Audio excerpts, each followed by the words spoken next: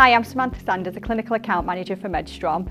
Still very much involved in clinical advisor and reviewing patients. Previous to Medstrom, I had years and years of experience in the NHS, working predominantly in palliative care and being a specialist palliative care nurse. Winter in the NHS is always a challenging environment, especially around winter pressures, and our patient group in the NHS, we would see an increase in admissions and we would see an increase in complexity of patients, what they're coming into hospital with, but equally because of the time of year, a lot of patients would want to go home and be at home because of the festivities, Christmas, being with loved ones, families, etc.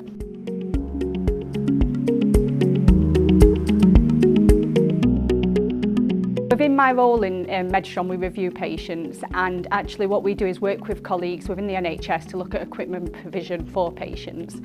I had a particular patient that was a palliative patient, was coming probably in the last year of life, had been admitted into hospital for symptom management.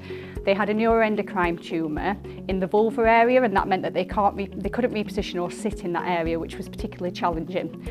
The clinicians in the hospital were trying to get on top of this patient's pain management, but to do that, what they wanted to do was give a spinal block. To give the spinal block, the patient had to be in a seated position. The patient hadn't been able to sit down for weeks, so to actually get the patient to a point where they could sit down was proving very challenging. During this time, the patient was also deteriorating. So I worked with the clinicians to look at the equipment provision that the patient was on, and we recommended a Dolphin mattress and cushion. Within 24 hours of that product being in, the patient was able to tolerate sitting down. So really what we need to do is start thinking about those non-pharmacological measures to support our patients, improve their symptoms, improve their pain management, and actually thinking, can equipment do this? In this patient's particular instance, that worked very effectively. So for me, being able to see that patient symptoms improve through a non-pharmacological measure was massive. You know, we wasn't having to increase the pain relief for that patient. That patient was then able to tolerate a procedure that could improve their pain overall, but also it meant that that patient could then go home and be with their family and friends.